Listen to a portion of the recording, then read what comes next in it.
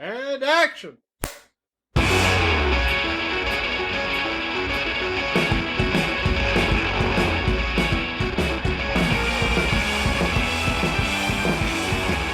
Welcome to Reach for the Clicker.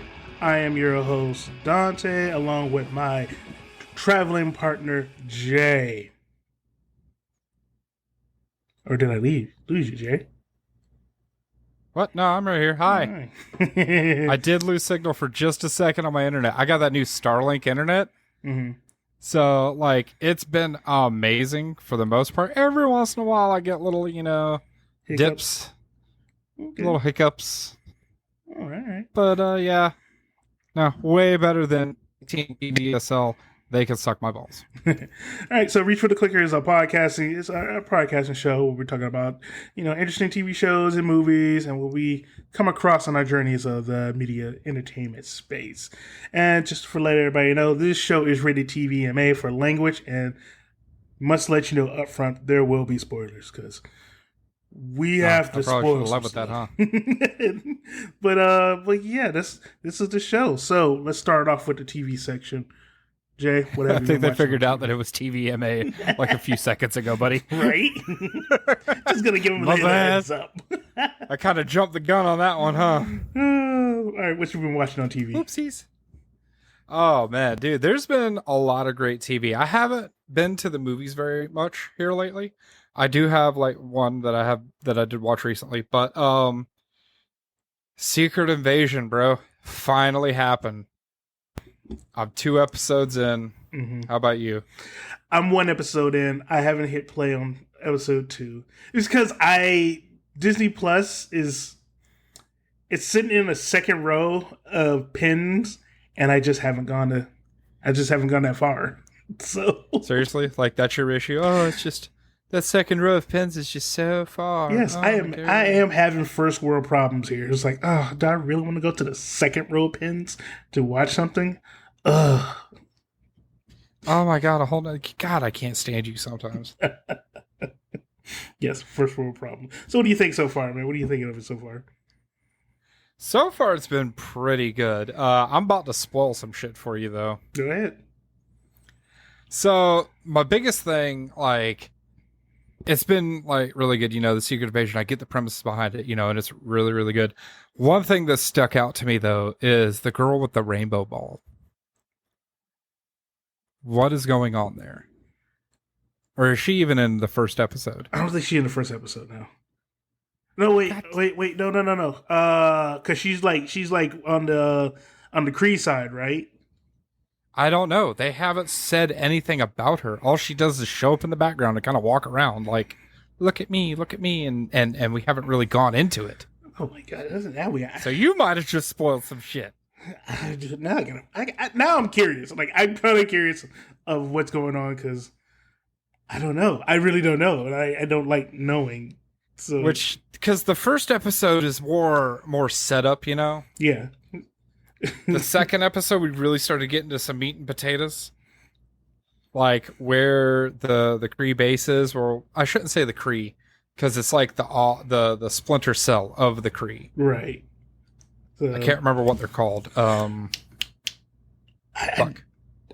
don't remember. But yeah, so you got the Kree and they get they picked a great place. They're hiding out in Chernobyl. I mean, because right? Makes sense. They're immune to radiation, so it doesn't affect them. So they're like, oh, cool, we're going to hide in Chernobyl. Yeah, and nobody's going to go there. So, I mean, it's a perfect base. Exactly. If I was immune to radiation, really is for them. Yeah. Mm-hmm. The other thing that I'm about to really fucking ruin for you, and you really need to watch it, mm-hmm. I think Maria Hill's dead. Dude, not Maria. Dude, she got shot, bro. Kobe Smulders. And she got shot by a Kree who was disguised as Nick Fury. Oh, that's even worse. Oh. Yeah. And I'm just that's why I don't like this whole Secret Invasion, because you don't know who's who. Exactly. That's the whole point. Right? You don't know who the fuck's who. I don't like this. It's all who's who. Who is real? It's like the fucking Spider-Man meme where they're all standing around pointing at each other.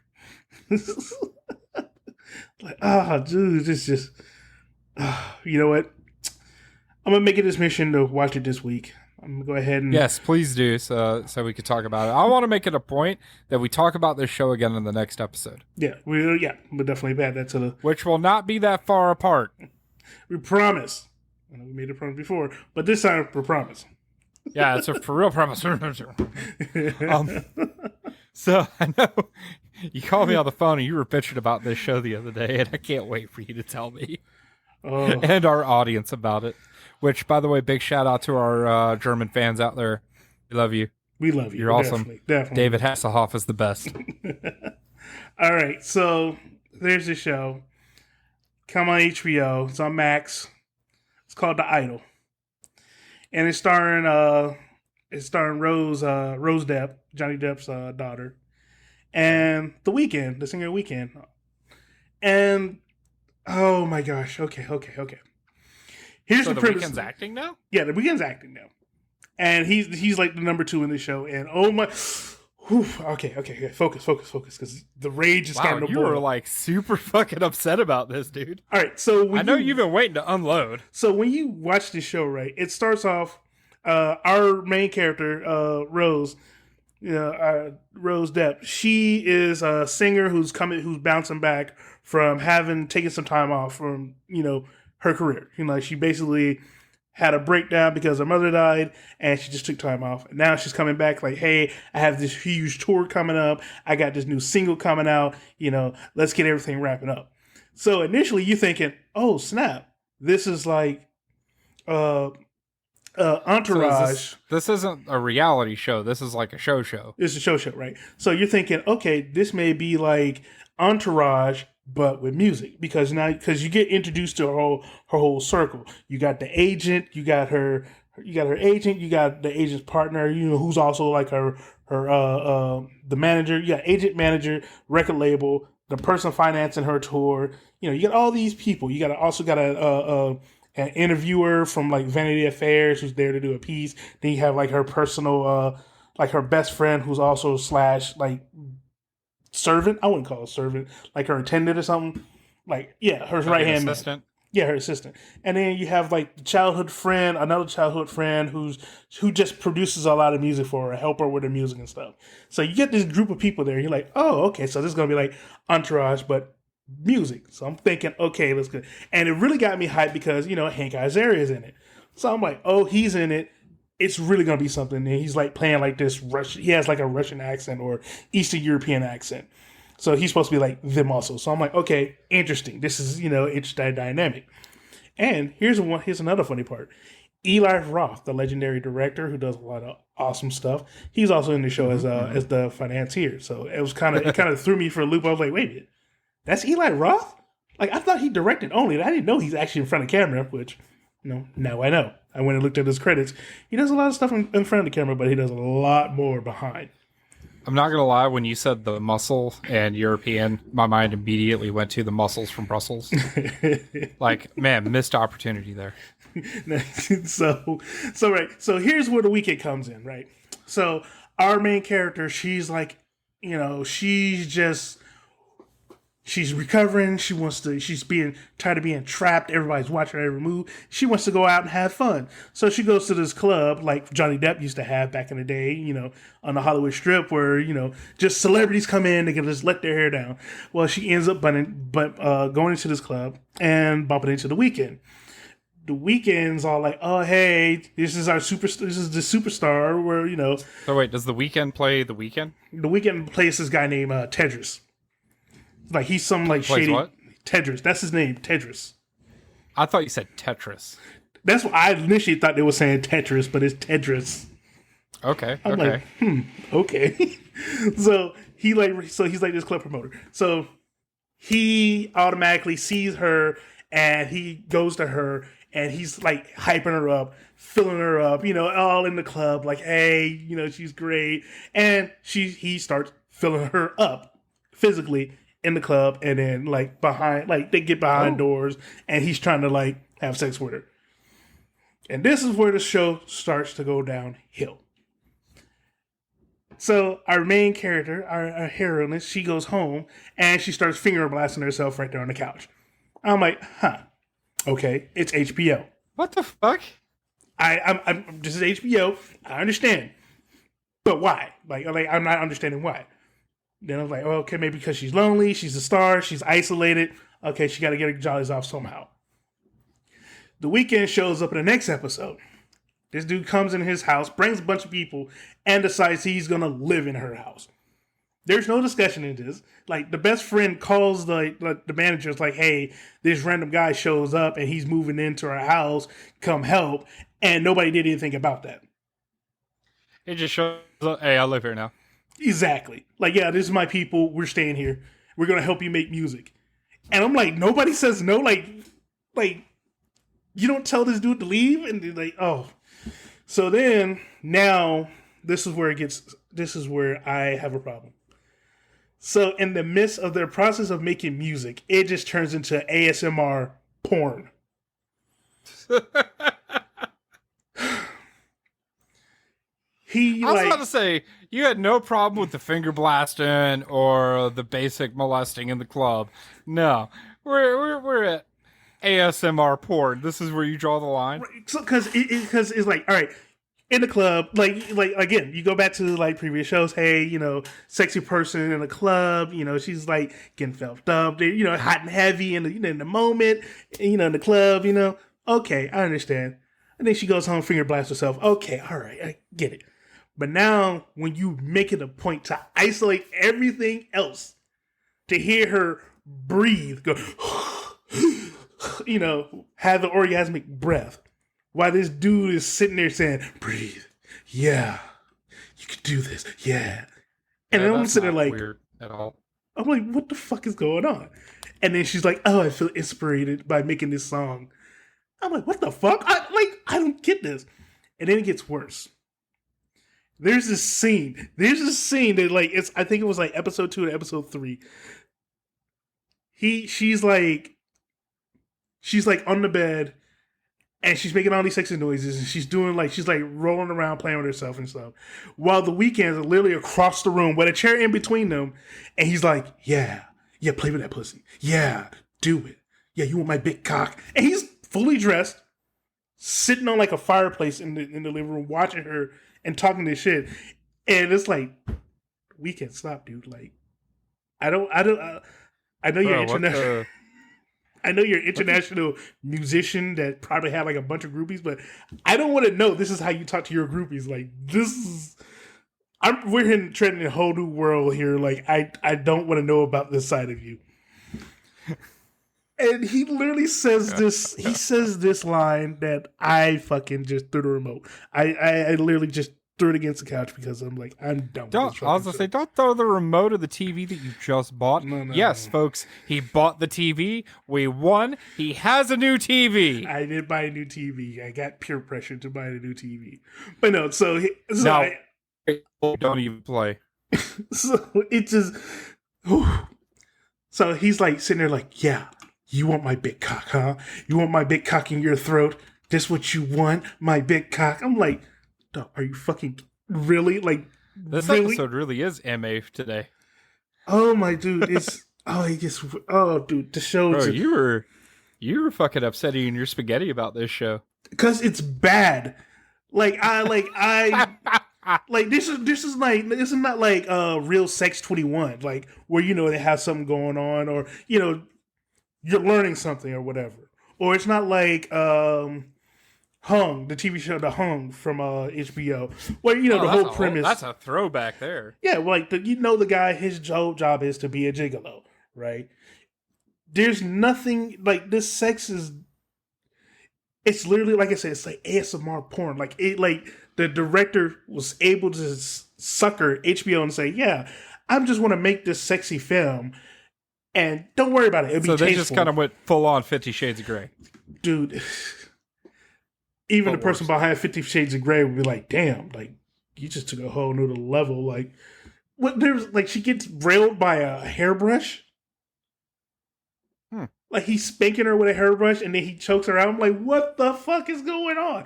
All this. There's kinky, and then there's that. Then this is all to get her creative juices flowing, where she writes like 4 new songs. I guess that's one way to do it. I mean, they do say inspiration comes from many sources. Dude, it's just. I know art is subjective, but I'm sitting there like, what the like I don't get this art. Like I really don't. This to me is banana taped to a wall art. Like I just don't fucking get it. Not the banana tape. Like I this show ain't for me. This show I watched the last episode and I'm just gonna spoil it because I know most of you are gonna probably watch the first episode. You were hate watching this show. Yeah, you're gonna watch like the how first. I did She-Hulk. You're not gonna break my stride. It's like you're sure? gonna like. You sure about that?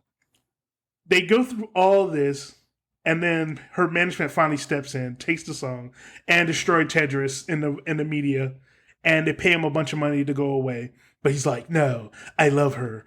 I'm her inspiration. I'm her muse. I will be back." And they're like, "Yeah, whatever." So, like I said, they slandered the man in the press.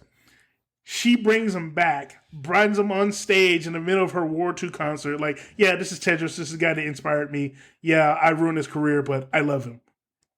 And she turns to him and says, "Yeah, you're my bitch." This is just too weird for me, dude. It's 5. I'm glad there's only 5 episodes because I swear if I had to do original 8 or 12 like they used to, I like The Weeknd. I like his music. What are you talking about? They constantly make terrible shows. Velma, we're looking at you. Dude, the Idols.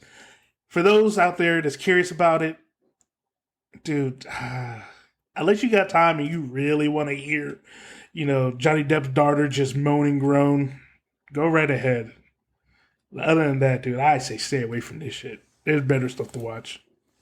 Moving right along, because holy shit, you really did unload with both barrels on that one. Dude, it sucked. So this one I started watching. It's an old one. It was recommended by you and a couple other friends. Like, oh my god, you haven't watched this? And I was like, okay, I'll start watching it. And I'm like 4 seasons in now. Mm-hmm. Community. Dude, Community. Joel McHale, Chevy Chase, Donald Glover. Just.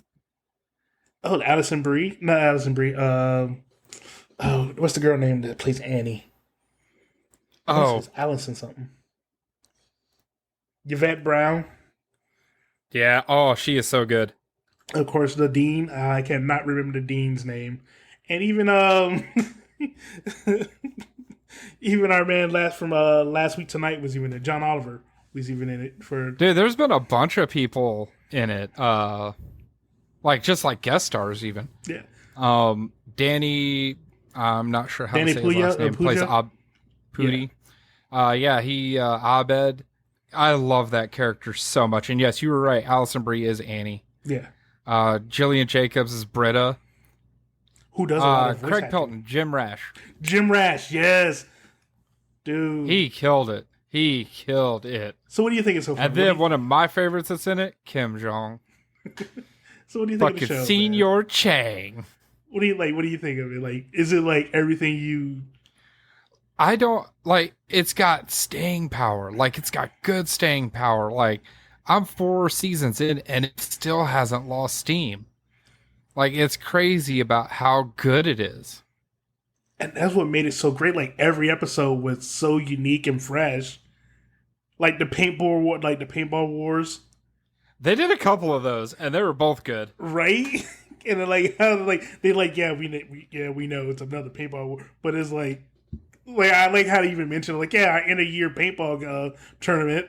He's, we're just gonna let you know this is gonna be an ongoing theme. Oh my god, I don't know what his name is, but Magnitude, pop, like what? Get the what? And then there was the episode with John Goodman as the vice dean. I love John Goodman so much. Like, he just has that bad guy presence too that works. Dude, like, the whole show. Like, you're only what? You said 4 seasons in?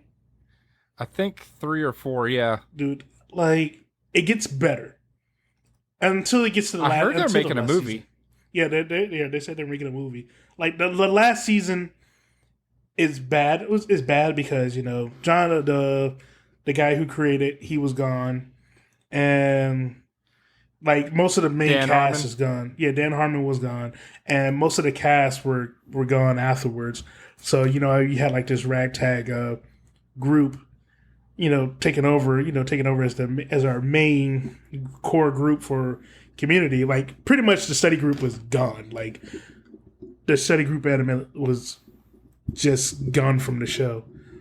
But other than that, man, it's the comedy still stayed though. The comedy, that what makes it, is the comedy. You know what I heard? I didn't know about this. Apparently, Chevy Chase is not well liked in Hollywood. Yeah, apparently that's a thing. I wouldn't know. Hey, we like you. If you ever want to be a guest on the show, please feel free. Like, we love Chevy Chase. Chevy Chase is the man. I would dare to say he was the funniest one on the Saturday Night Live. Just putting it out there. I mean, he was great in Caddyshack. I mean, he was great in Fletch. And Anyways, Vacation. So the show I've been watching is this new show. It's on Max again.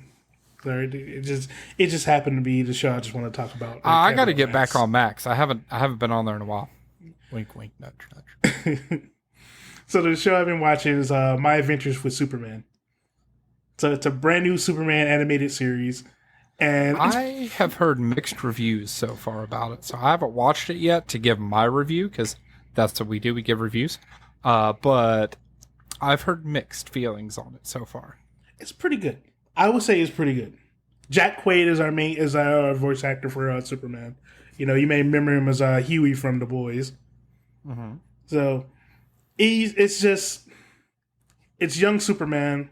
Like Superman just moved to Metropolis. He's starting his job off at the Daily Planet, and you got a young Lois and you got a young Jimmy Olsen.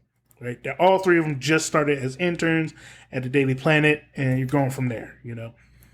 And I will admit it's kind of a letdown knowing that Lois finds out that Clark is Superman within like the first 5 episodes of the show. But at the same time, it's kind of obvious. Well, I've always kind of called bullshit on the whole Clark Kent effect, where you just throw on glasses and you're someone different, until I experienced it myself, and I was like, oh my god, no wonder he was able to fucking walk around with glasses on and nobody knows. Right? Like the main reason like everybody pieced it together was the fact that whenever something happens, he disappears and then he comes back, and the day is saved. He comes back like after the day is saved. So that's when Lois and Jimmy realized that, Jimmy realized when he ripped the door in half. He's like, yeah, that guy's got some kind of powers. But Lois noticed whenever they're in trouble, he would be gone when Superman shows up, and then when he leaves, Superman leaves, he finally shows up afterwards. So she kind of put two together. Yeah. So you gotta give her she's a great reporter. That was kind of one of the things that always bugged me about Superman was like, how has nobody figured this out yet? But I think it's pretty good. It's airing on Adult Swim, and like I said, it pops up on Max every Thursday. Well, I think Thursday. Well, yeah, doesn't HBO own Adult Swim now or Cartoon Network? Yeah, because they've been on them, but yeah, it airs on Adult Swim, and you're available for replay on Max. So if you don't have cable like me, you stream everything. You just have to wait till the following day after 8:00 at 8 a.m. Eastern. Yeah, I don't have cable either. But yeah, I still say it's a decent show, man. So I recommend to people.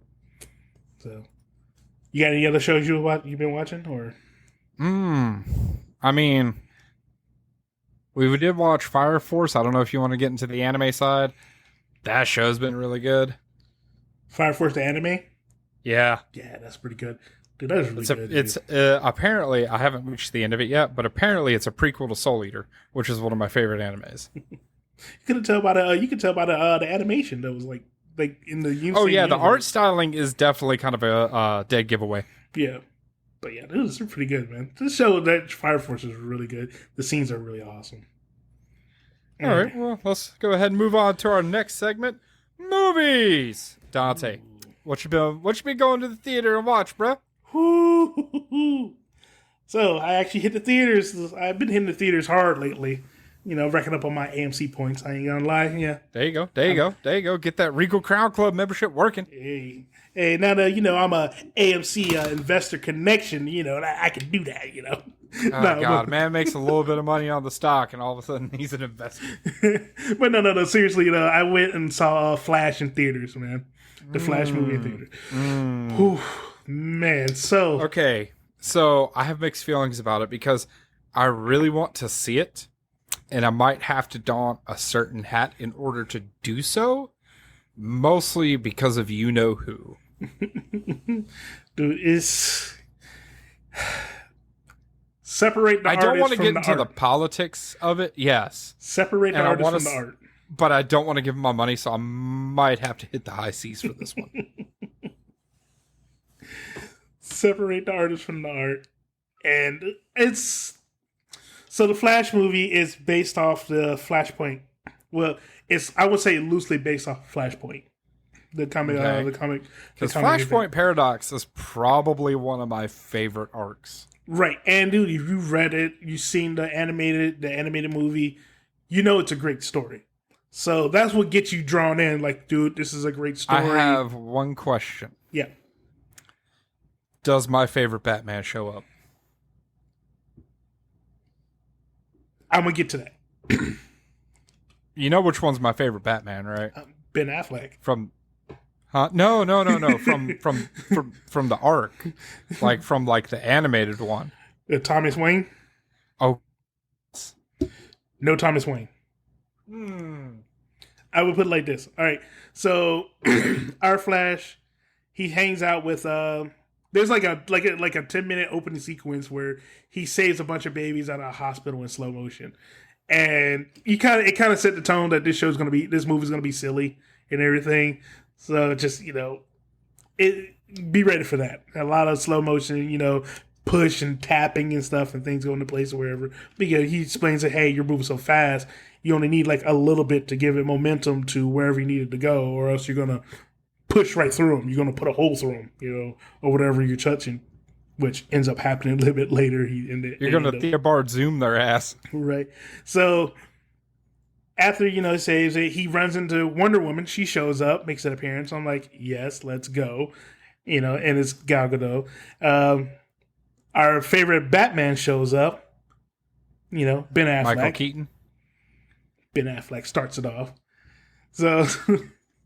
Listen, people give Batfleck shit, but I actually enjoyed Batfleck. And I'm probably going to get punched for saying that, but that's okay. I think Batfleck catches too much flack for no reason. He's a good Batman. For an older Batman, for our Batman that's been in the trenches for how long he's been, Ben Affleck fits that bill perfectly. We could say Christian Bale. I like it. Like Christian Bale, he built up to being that Batman, but this is Batman who's been on the scene for 10, 15, 20 years doing the job. That's why I like how grisly Batman from what was the one where he was the old man and he's going to fight Beyond. Superman? No. Not Batman Beyond. Not that far. Like when he faked his death. Oh yeah, Batman vs Superman, like the animated version. Yeah, an older Bruce Wayne. Yeah. So that's the kind of Ben Affleck we got here. So. He ends up of course, he has the whole "I wish my mom was alive. I miss my mom," and he runs and he runs. And he keeps running until that was just the dumbest line in the whole. That was what killed Batman v Superman for me. Was the whole Martha. Save Martha. Why did you say that name? Why did you just say go save my mom? It would have resolved that whole fucking issue. Because that was so stupid. I gotta give it to Warner Brothers. They sure went anti Disney. They're like, Disney's offing moms. They're like, yo, we got to save the moms. Yeah. Yeah, that's true. So he ends up running back in time. So now if you watch the Flash show, it's Barry Allen. He cannot stop sticking his dick in the timeline. Right. So you sit there if you watch any other Flash, the TV show, the animated, or even, read the comics, he runs, he hits the Speed Force, which is just, blur light around him. In the movie, he ends up in an arena. Like they call it like the chrono arena or whatever, something like that, where he's like in this big giant ball and he just runs through time, and it looks like a giant arena where all this just stuff like like I don't get like okay, you couldn't do Speed All right, Force. so I'm kind of like on board so far, but now this opens up to multiple flashes, of course. Mm-hmm. Do we get my boy, the man, the OG Flash? The Flash in my eyes, Jay Garrick.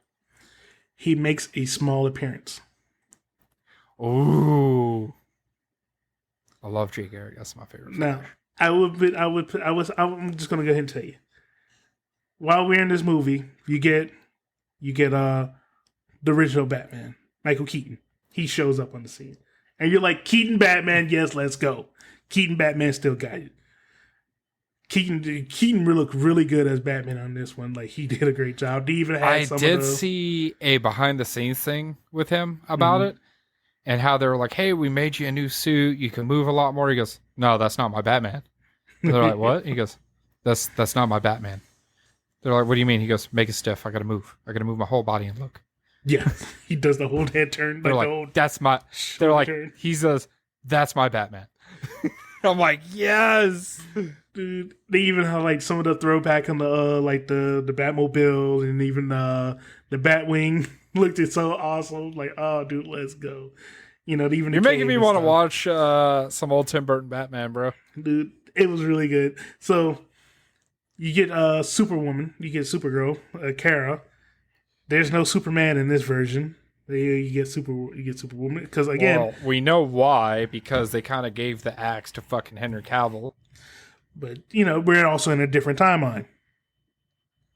Yeah, apparently Henry Cavill wasn't in the fucking budget for this timeline. So there it is. Zod killed Kal-El after he launched as a baby. So Zod is a baby killer. He killed Kal-El as a baby after he launched off of on the Superman note, I will say we do have a great candidate for the next Superman. He's wanted to do it for years. He's been trying to do it for years. He even named his son Kal-El. Let Nick Cage do it by now. I mean, come on. Just let him be Superman. Oh, sir. I got a surprise for you. So, as we have the big battle with Zod. Flash takes off. He realizes that this battle is a losing battle. Batman keeps dying. Supergirl keeps dying. So he's like, I got to figure out a way to fix this. So he hits the Speed Force, try to reset everything. Keep doing it wrong. The other Flash dies. Batman and Supergirl. So all three of them keep dying. So Flash keeps going back in time to save them. Flash. You can't let the Flash die because we know what happens if the Flash dies. Because the Flash is literally the glue of the Marvel universe. Right. Not he Marvel. Dies, then DC, you get sir. Injustice. DC. You said Marvel. It's DC. Oh, sorry. I meant to say DC. You know what I meant. So as he keeps I'm running catch back, hell for that.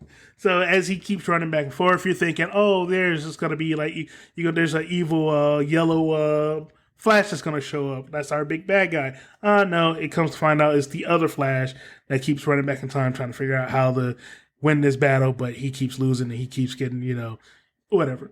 As he's running through time, he starts seeing alternate universes where you have Jay Garrick running as the Flash. And you also see Christopher Reeves as Superman. Then you see the original Superman from the 1950s. Then you see the surprise of them all, Nick Cage Superman. No! Okay, I'm going to have to watch this now for sure. Yes. Just for Nick Cage Superman. Then, to show the other alternate universes, we also get a salute to Earth 66. That is Adam West Batman. Oh, nice. I was like, oh, yes, let's go. I think I blew They're trying to hit all the member berries. I think I blew my biggest nerdgasm in there after I saw that. I was like, yes, Adam West. He's getting recognition. Let's go. But yeah, so after all that happens, there's one more surprise. He gets back in time, they save the day, blah, blah, blah. But they don't save the day. I mean, that universe is pretty much, it's fucked. That universe is done. So our Flash get back in the regular time, and he sets up where his dad gets out of jail. Boom, he's happy, and he's meeting up with Batman. The Batman that shows up, not Keaton, not Affleck, Clooney.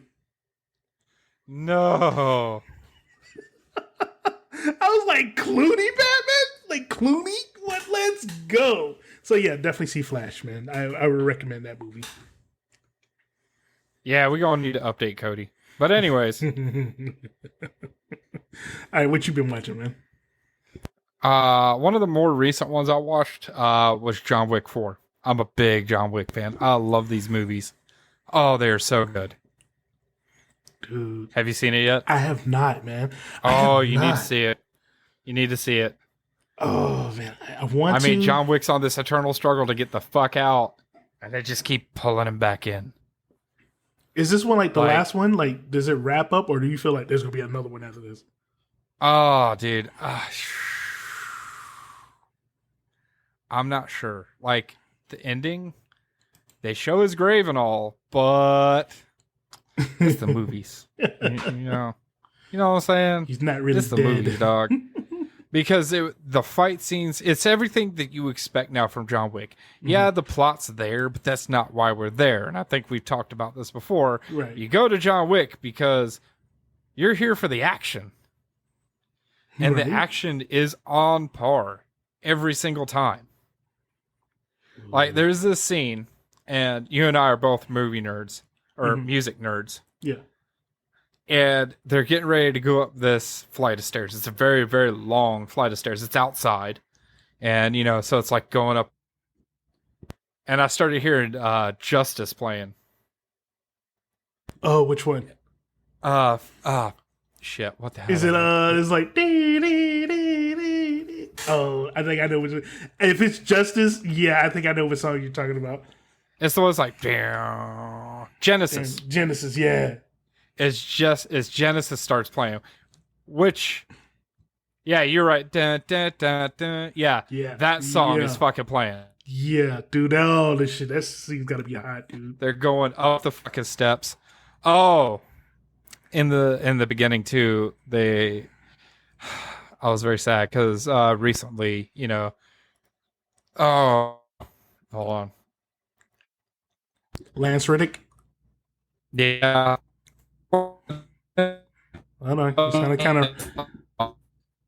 He's like the man, not the manager, but the guy who takes care of the hotel and everything. Mm-hmm. And because of the previous events, they're standing before the council and all this and everything, and they kill Lance Reddick. Spoilers. They shoot him, and it's very fucking sad. Lance Reddick. Stop killing them off in movies and in life. Come back to us, Lance. I made myself really sad the other day because I started playing Horizon Zero Dawn Forbidden West. Mm-hmm. And I forgot that he's in it. Oh, man. He's one of, the main characters, too. Dude. It just shows, when you... even if you're not Tom Cruise, if you're one of those great character actors, one of those actors that just pops up for 10 minutes of screen time, you have an effect on people, man. You have an effect. People love your roles. You don't need to be the main guy. The Resident Evil show, I did not loved Lance Reddick in it though. Oh, dude.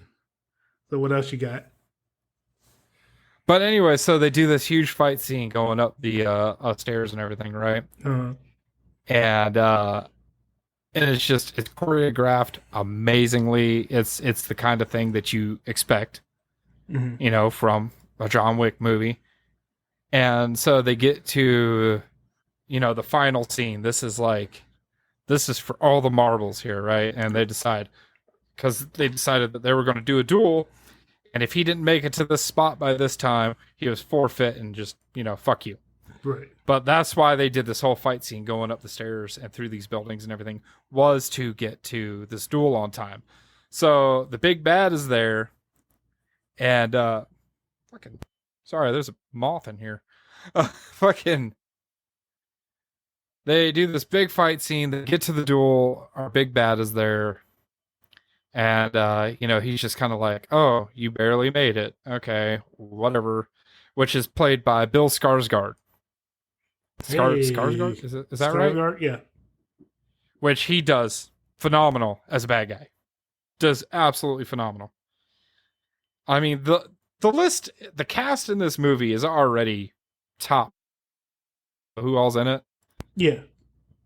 Because you got, Donnie Yen, who I love. Oh, Donnie Yen? Oh, dude, you make me want to watch this now. Yeah, Donnie Yen's in it. You've got Shamir, and he's the tracker. Super awesome. Ooh. Dude, I'm telling you. I gotta watch this. Stop I gotta playing. watch this, man. I gotta watch it. Hiroyuki Sanada's in it, too. I want to watch this now. All right, you convinced me. I'm gonna go find it, and I'm gonna try to start from one and work my way down. It's worth it. You got like a day to kill. You could probably kill all the movies in one day. It's good. Pretty easy to do. But so they get to the big bad, the end scene and everything. John Wick wins, surprise, but dies anyways. Damn it. So this is where, like I said, it gets kind of murky though, because they have this like in cutscene, where it's like, oh, is he in the grave? Is he not in the grave? We'll never know, kind of thing. He finally retires, and then he's just like, all right, he's out of the game completely. I don't know, because there are rumors of a John Wick 5. Ooh, well, we'll see. Yeah. All right. Which, by the way, I think you're really going to like Tracker, Shamir Anderson's character. Mm-hmm. I think you're really, really going to like him. All right. So, what I have watched in the theaters, and dude, I watched it at IMAX. I recommend this. I recommend if you're gonna watch this movie, watching the highest form of I think he shot it on 33 millimeter, 35 millimeter film, dude. Apparently, it's the biggest roll of film ever, and it barely fits on the platter. Dude, I went and watched Oppenheimer. This movie is 3 hours. This is 3 hour long. You actually movie. sat in the theater for 3 hours? 3 hours. There was no breaks or nothing. This is a full on 3 hour. You didn't go to Sunray, did you? No, I didn't. They didn't have it playing there. So, damn. Sunray would have been the perfect place to go see it because they actually do intermissions there.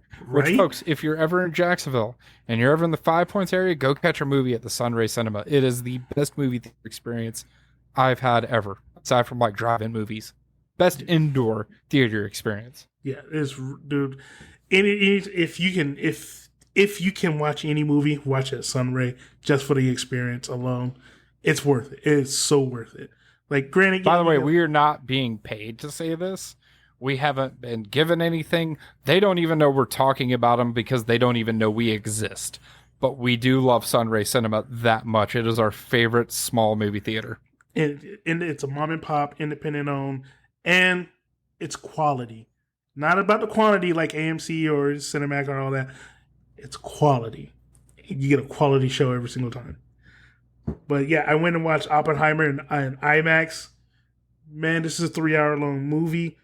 And Oppenheimer is a really complicated guy. Like, Abe really went through a lot of his life. And it really pressed on how he met so many incredible people and just wowed them with his wisdom. And, it kind of jumped back and forth for when he started the Manhattan Project, but it was mostly working up to that. Like, he was just a smart guy who just kept asking questions, and he just had to know. I have this theory. Is it possible for it to happen? And he just kept running into people that sit there and said, "I think so. Let's try to prove it." And that's how he ended up being part of the Manhattan Project. Was the military was looking for the weapon. Like, they needed something to stop the war. Like, they needed something to say, everybody knock it off. No more fighting. This is it. Or we're going to beat you with our new weapon. And they came to him because it was like, hey, we think there could be a bomb on the atomic nature. Can you do it? And Oppenheimer's like, well, I don't think so. But then when he started hearing people actually making breakthroughs, he was like, you know what? I think they can. Let me do it. I will prove to you that it can be done. And you just see like all the science and everything, all the science and math and all the everything they did to come up with, the bomb. It was just like mind blowing, like how they literally built a brand new town just to house scientists to keep, to get them to work this bomb. And then I gotta give it to Christopher Nolan. His cinematic eye just, when they actually did the bomb, they did the explosion, it looked so gorgeous. Like, it's not CGI. This is not CGI. Christopher Nolan literally went to his team, and they created like this explosion with fire. He just said it was like fire. What, they go find a fucking random nuke to blow up? I mean, they are scattered throughout. If we're being honest, which is kind of scary, but still. No, they literally just did like a whole like the mushroom cloud was probably put in post, but the actual explosion and everything, because they did like a close up on this explosion. Like, there's so much fine detail where you see sparks and everything flying everywhere, and the rolling on the fire, and dude, it's hard to describe because it's one of those things that you sit there and you watch with your jaw open, like how beautiful fire and explosion and destruction looks. Like, he made it look beautiful on screen. Yeah, when you find out, kind of what happened after that is like, oh, damn, I'm not supposed to be liking that, but it did look nice. So I feel like they just went and found a nuke and detonated it. Dude, it looks really awesome, dude. Like, the whole build up and everything to the testing, it was just I would say the moment to the testing was cool until they did the actual tests. That's when it was just like, this is what the whole movie's led up to. This right here, like, this is amazing. Like, damn, Christopher Nolan, you took me on a journey to get here. I'm glad we got here. This is awesome. I need a cigarette. What else do we do? But I will admit this. I think this is one of the coolest things they did add was the fact that Truman called him a crybaby in the Oval Office. Damn. I was like, yes. And it is a true story that Truman did call him a crybaby in the Oval Office because Oppenheimer regretted the bomb being used. He told him, he's like, yeah, I have regrets. We shouldn't have done it. He's like, I feel terrible. No, Truman looked at him. He was like, the Japanese don't care who built it. They care about who dropped it. And they know my name. He's like, stop crying, you little crybaby. Like, get this crybaby out of my office. I was like, Truman, you that dude. Well, I think it's time to move on to the next segment. You ready? Ooh. Oh, this is always my favorite segment of this show. How strong is your legacy? All right, Jay, I believe it's your turn this time. Who do we got? Whose legacy are we finna check?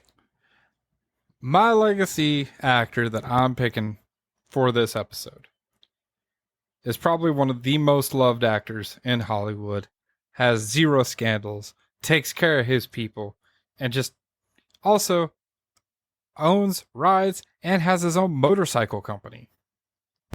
Jay Leno. Close, but no. And I don't think he would qualify anyways. No, I guess he would. But... Would, yeah. Anyways, no, we're getting off script. Anyways, hey, no. It's Keanu Reeves. Ooh. The one. Ooh, Keanu Reeves, huh? Okay. Yeah. Okay. All right. And all right. I just watched one of his movies. Oh, see what I did there? Yeah, especially Mr. The One. Yeah, you like that? Yeah. All right. Thought you would. So we have on our scale of from Meryl Streep, which is A-level acting, like when they come on screen, you shut the fuck up because they're on screen, to Nick Cage with random roles that you just thoroughly enjoy because of their presence. Or is he a Jason Bateman, regular middle of the road, bland, like, eh? Or is he an Adam Sandler where you publicly you say you hate him, but secretly you love everything you do and you watch it on Netflix? Or is he a Jamie Kennedy type actor who's just terrible. So what's it going to be, sir? Oh, he's 100% Streep level. Ooh, really? Streep? Yeah. Streep. Streep. Yeah. Okay, so you're going to have to come with it on this one. All right. Let's take a look at his early work. Bill and Ted's Bogus Journey. 1991. Cult classic. In fact, so good, there was a remake. Or not a remake, but, a future version. Like, it just came out recently, too. Where they got everyone back together to do it. I mean, aside from, George Carlin? Yeah. Yeah. But anyways. Like, think about it. Let's really, really take a step here. Right. Yeah. Look at his body of work. Okay.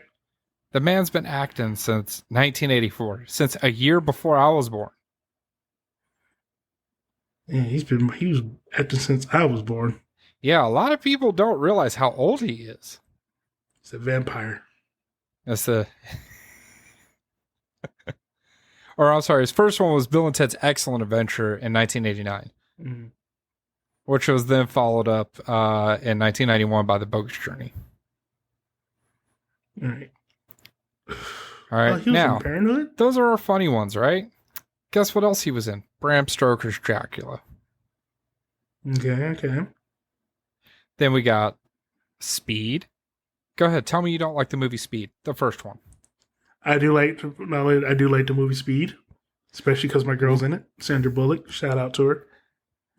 Now, a movie that a lot of people didn't like, but I love because it's like future kind of thing. Mm-hmm. Johnny Mnemonic.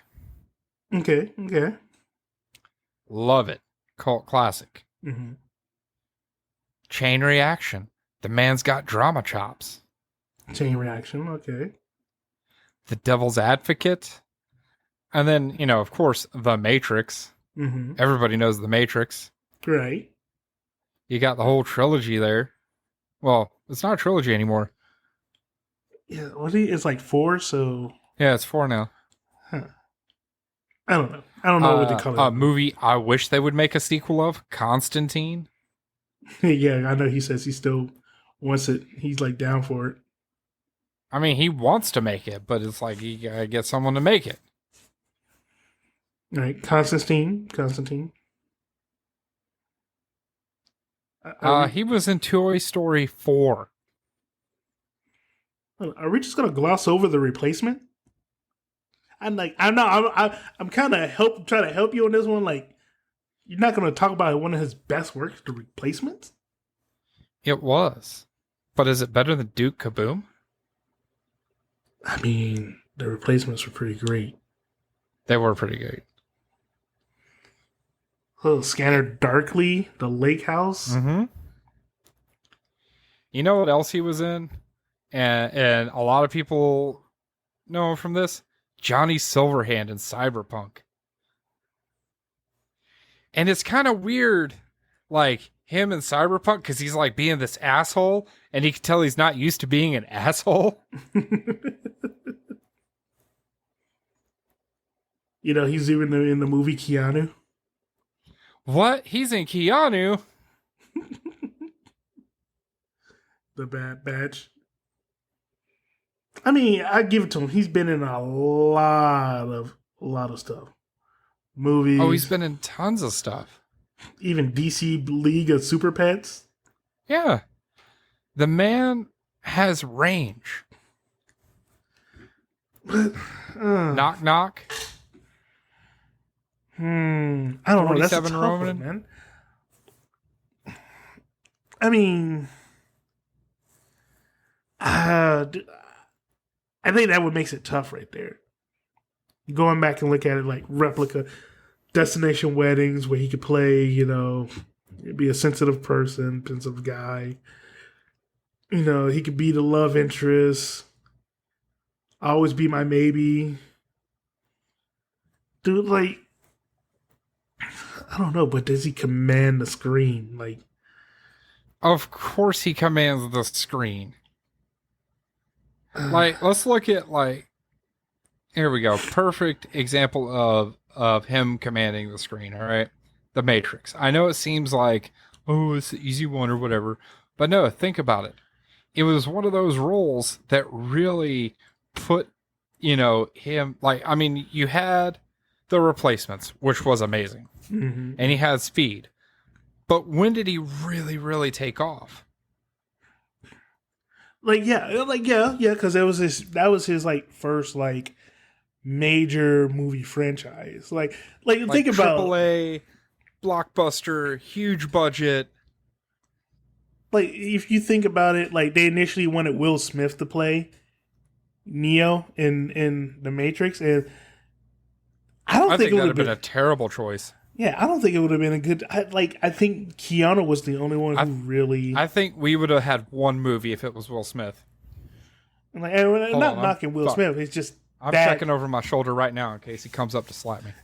like it wouldn't have been good. Like I don't think Will Smith would. No, what we No, know would have been terrible. I don't think it would have been good at all, and I think we would have only got one movie instead of four. Yeah.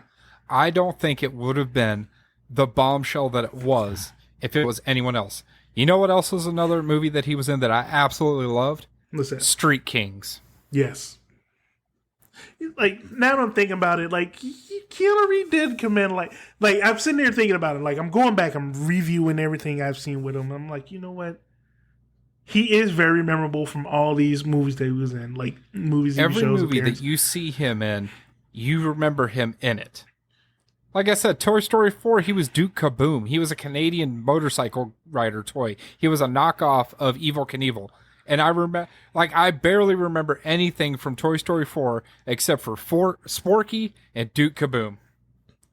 And you know what else? The other movie, Hardball. Yeah. Hardball, like, just, like I think he convinced me, dude. Because I'm sitting there, I'm thinking about all these movies that he's in, and he's been great. Like he comes on screen and he oozes like that charisma. Like he's not being like overly like overacting. He's just, hey, I'm such and such. Oh, hey, this is my love over here, and you know, being the love interest and all that too.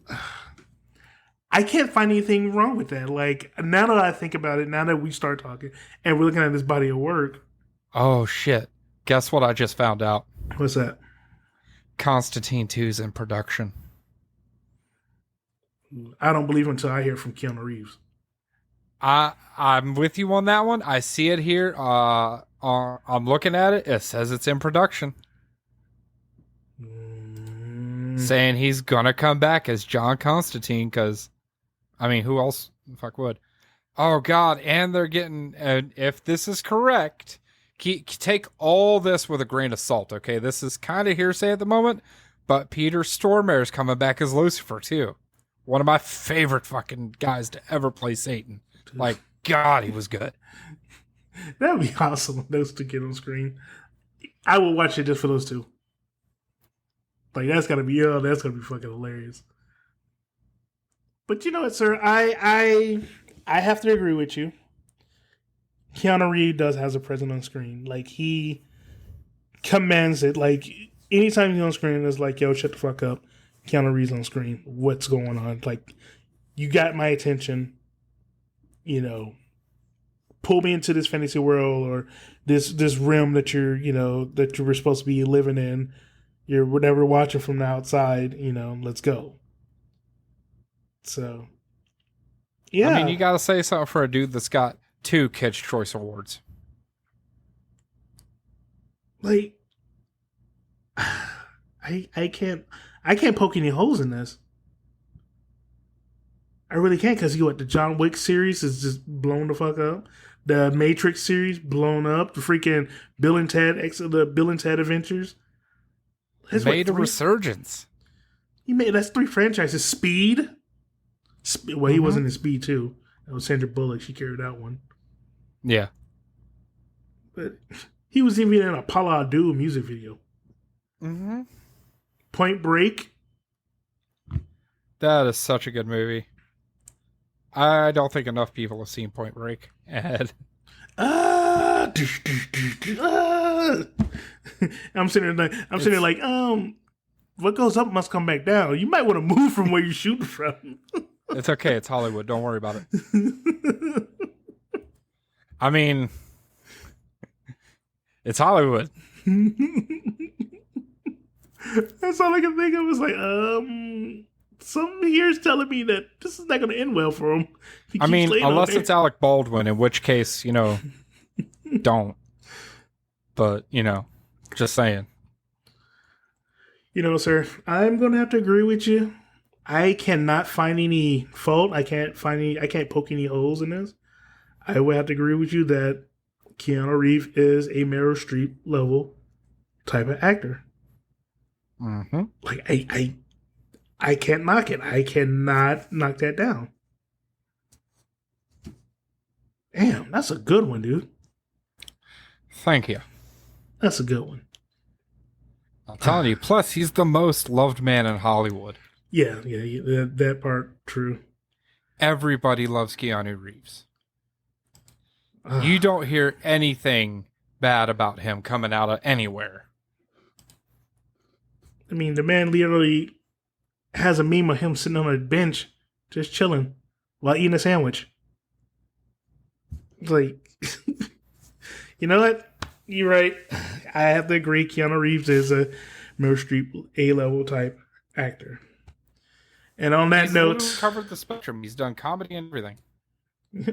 On that note, let's go ahead and wrap this show up. Thank you, everyone, for lasting this long and listening to our recommendations on movies and TV. We do this because we love you, especially our friend out in Germany. We absolutely love you the most. We love everybody the most. Everybody's our favorite. But, yeah, without you guys, Donte would not have a new TV because we bullied him. It's not because we make money from the show. It's because we bullied him into buying one. I can't believe I got bullied into buying a freaking TV. Well, you needed to. You were bitching about it for literal months. I was tired of hearing about it. Oh, on that note, ladies and gentlemen, thank you for listening to our Reach for the Podcast. Reach for the Clicker podcast. Now I'm all frustrated. Make sure you subscribe to any of your favorite platforms. And on that note, Jay, you got anything you want to say to the people as we go?